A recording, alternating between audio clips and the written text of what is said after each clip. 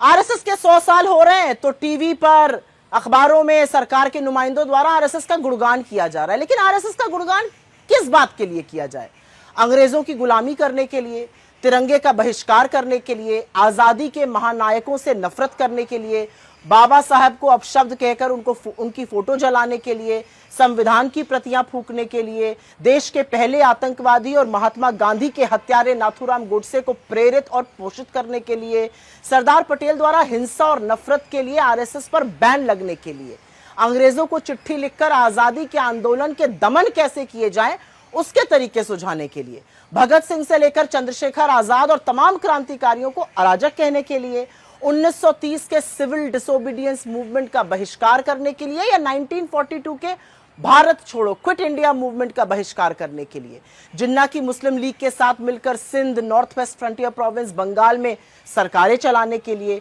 शुरू से मनुस्मृति की वकालत करने के लिए जो महिलाओं को सदैव आश्रित रहने की सीख देती है, महिलाओं को दोयम दर्जा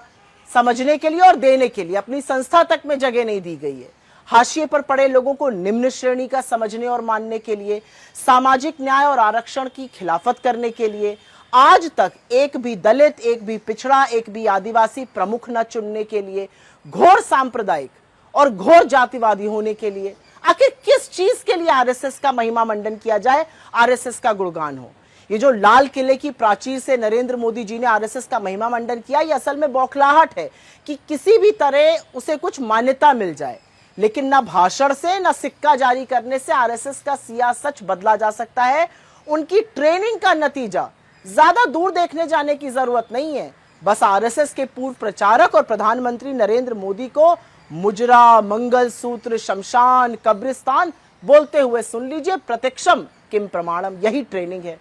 किसी ने ठीक ही तो कहा है, जो देशभक्त थे वो जंग में गए, जो गद्दार थे वो संग में गए। और ये सच्चाई आज तक यही है। आज भी नफरत फैलाने का, वैमनस्य फैलाने का, पोलराइज करने का, भाई को भाई से लड़ाने का काम आरएसएस और उससे प्रेरित लोग जो सरकार में हैं वो मुस्तैदी से कर रहे हैं।